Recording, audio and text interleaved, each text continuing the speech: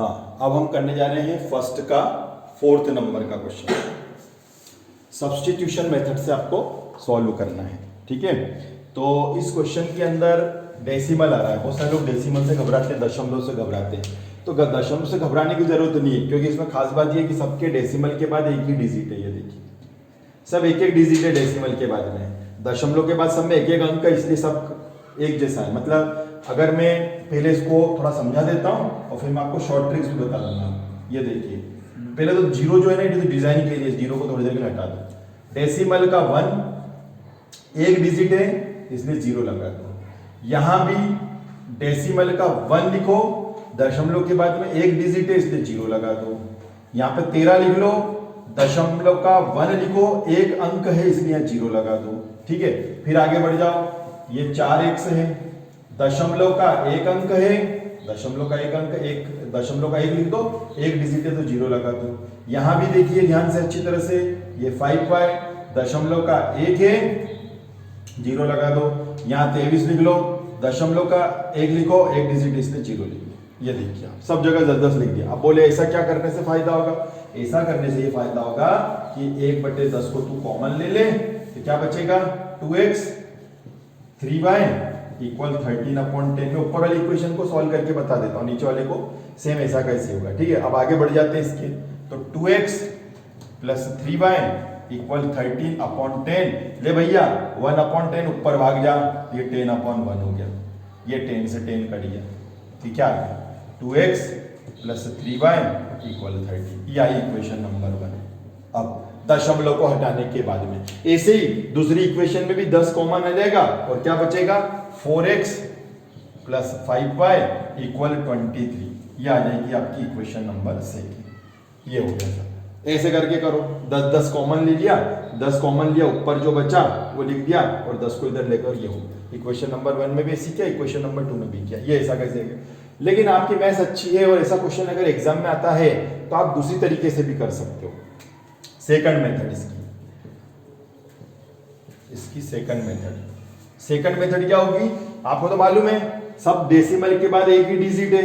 ये देखो, तो डेसिमल ही हटा दो डायरेक्ट, डेसिमल कॉमन आ गया सब में, यूं मान के चलो। ठीक है, तो क्या बचेगा? डायरेक्ट लाइन लिख दो, 2x plus 3y equal 13, 4x plus 5y equal 23। अब बच्चों के मन में आता, अगर हम एग्जाम में से डायरेक्ट लिख दे तो, अरे डायरेक्ट लिख दे ना, और आगे ऐसा लिख दे कि 10 कॉमन लेने, 1/10 कॉमन लेने पर, टेकिंग 1/10 इन बोथ साइड। ये लो, बोथ साइड्स, दोनों पक्षों में 1/10 कॉमन लेने पर। ये इतना लिख के आ जाना। किसी के पिताजी भी नंबर नहीं काट सकते। अगर तेरे को अच्छा नहीं लगे तो ऐसा पूरा करके दिखा दिया, जैसे 10 कॉमन लेना और सिमिलरली इसी प्रकार यहाँ पे सिमिलरली लिख देना। सिमिलरली मतलब इसी प्रकार करके 4x प्लस 5y इक्वल 23 आ गया। माने यहाँ पे तूने 10 कॉमन, सेकंड स्टेप में तूने 1/10 को कॉमन लेते हुए नहीं दिखाया, डायरेक्ट लिख दिया है ना। या तो ऐसे करके आ जाना। तो ये फर्स्ट मेथड होगी तेरी पूरी, यहाँ से ये होगी फर्स्ट मेथड। ठीक है, और तेरे को अगर ये फर्स्ट मेथड कठिन लग रही हो तो सेकंड मेथड से कर लेना, इक्वेशन नंबर 1 और 2, और लिख देना टेकिंग 1/10 इन बोथ साइड, दोनों पक्षों में 1/10 कॉमन लेने पर। दोनों तरीके से तू कर सकता है आराम से। ठीक है, चलिए अब अपन शुरुआत करते हैं। हम यहाँ तक पहुंच गए हैं। अब मैं इसके जो भी मेथड से करो, इक्वेशन नंबर 1 ये आ चुकी है, इक्वेशन नंबर 2 आ गई है। ठीक है, तो अब मैं इक्वेशन नंबर 1 और 2 को डायरेक्ट लिख रहा हूँ, डेसिमल को हटा करके। ठीक है, तो जैसा भी आपको समझ में आए, तो इक्वेशन 1 और 2 आपको आ गई है, घबराने की जरूरत नहीं है। ठीक है, कोई भारी काम नहीं है। तो 2x plus 3y equal 13, 4x plus 5y equal 23। ठीक है बच्चों, अब हम इसको पूरा सॉल्व करने जा रहे हैं। अच्छी तरह से देखिएगा, क्वेश्चन टफ इसलिए है क्योंकि हर जगह कोफिशिएंट है। देखिए आप, ये इक्वेशन नंबर 1 है, समीकरण नंबर 1 है, और ये समीकरण नंबर 2 है, इक्वेशन नंबर 2 है। ठीक है, आपको हर जगह इक्वेशन नजर आ रहा है, तो कोई बात नहीं, घबराएंगे नहीं। सबसे पहले अपन ले लेंगे फ्रॉम इक्वेशन 1। अपन ले लेंगे फ्रॉम इक्वेशन 1।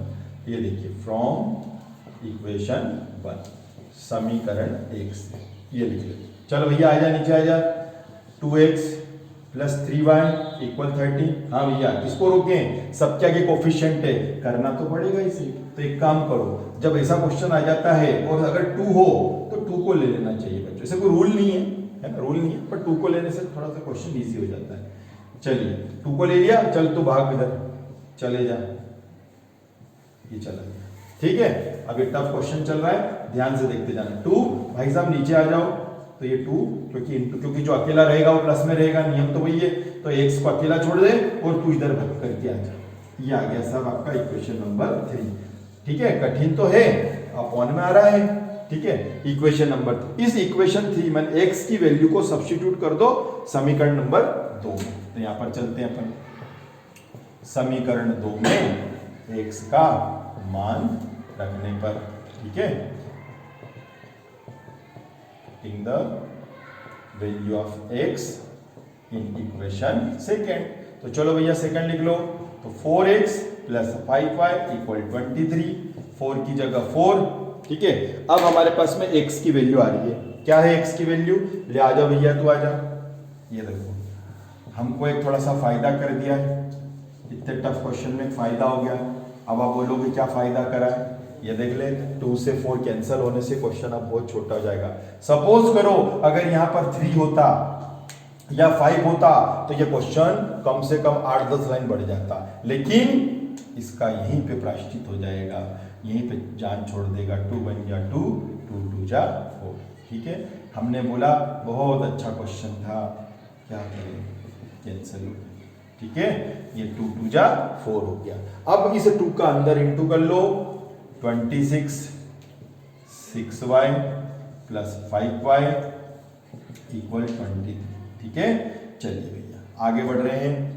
अब आगे हम क्या कर रहे हैं, देखिए सबसे पहले इन दोनों को ले लेते हैं भैया, तुम दोनों आ जाओ, है ना, आप दोनों यही रहो, ठीक है, आप दोनों यहाँ रहोगे। चल तू क्या कर रहा है, उधर चल, तो ये भाग के इधर आ गया, ठीक है। सर ने क्या बोला था कि जो अकेला, सर ने बोला था कि एक बार माइनस हो तो माइनस कर लो, तो कर लीजिए भैया, 6 में से 5। लेकिन सर ने ये भी बोला था जो ग्रेटर हो उसका साइन लगाना, तो बड़ा कौन है, 6, और 6 में काय का निशान है, माइनस का। चलो घटाओ, 26 में से 23 गए तो माइनस के 3 बचेंगे, ठीक है। इसलिए y इक्वल टू माइनस के 3 अपॉन माइनस के 1 आ जाएगी। तो ये आ गई साहब y की वैल्यू 3। इस y की वैल्यू को या तो 1 में रख लो या 2 में रख लो, या गर्मा गर्म जो इक्वेशन नंबर 3 आई है इसके अंदर वैल्यू रख लो, कैसे भी आंसर आ जाएगा, ठीक है। चलो वैल्यू रखते हैं अपन। देखिए बच्चों, अब इस y की वैल्यू को हम इक्वेशन नंबर 3 में रखने जा रहे हैं, है ना, पुटिंग करने जा रहे हैं। पुटिंग से मुझे याद आया, मैंने अभी आपको पहले वाले इसी क्वेश्चन में शुरू में लिखा था टेकिंग 1/10 कॉमन, तो वहां पर एक शब्द और देना, taking common 1/10 in both side, दोनों पक्षों में 1/10 कॉमन लेने पर। टेकिंग कॉमन शब्द और जोड़ना था, कॉमन वर्ड को और जोड़ दीजिए, ठीक है। ये पुटिंग से याद आया मेरे को। अब इस y की वैल्यू को उठा करके इक्वेशन नंबर 3 में रख देते हैं भैया। तो यहाँ पर लिख देते हैं अपन putting the value of y in equation 3, है ना, और समीकरण नंबर 3 में y का मान रखने पर बाकी सबको रफ कर देते हैं ताकि आपको कोई दिक्कत नहीं आए समझने में। इसको भी उठा देते हैं, ठीक है। चलो यही लिखते हैं यार, मजा नहीं आएगा। समीकरण 3 में y का मान रखने पर, ठीक है, putting the value of y in equation 3। चलिए इक्वेशन 3 में रख लेते हैं अपन इसके आगे। तो क्या है, वैल्यू क्या थी, x equal 13 minus 3y upon में 2, ठीक है। इसमें अपन वैल्यू रखते हैं, सबको पहले मैं रफ कर देता हूँ। तो ये y की वैल्यू क्या है बच्चों, 3 है। तो जहाँ जहाँ आपको y नजर आ रहा है वहाँ पर आपको 3 रखना है। तो ये देखिए इम्प्लाइज दैट का साइन आएगा, 13, y की वैल्यू थी 3 और यहाँ पर है 2, ठीक है। इसलिए x की वैल्यू 3, 3 3 जा 9 अपॉन में 2, 13 में से 9 गया तो 4 अपॉन 2, 2 2 जा 4, x की वैल्यू 2 आ गई, x की वैल्यू 2 आ गई और y की वैल्यू 3 आई थी। एक बार हम आंसर चाहें तो चेक कर लेना, आंसर भी आप चेक कर सकते हैं डेसिमल को हटा करके, ठीक है। तो x की वैल्यू 2 आ गई और y की वैल्यू आपके 3 आ गई, ठीक है। अब हम नेक्स्ट क्वेश्चन करने जा रहे हैं।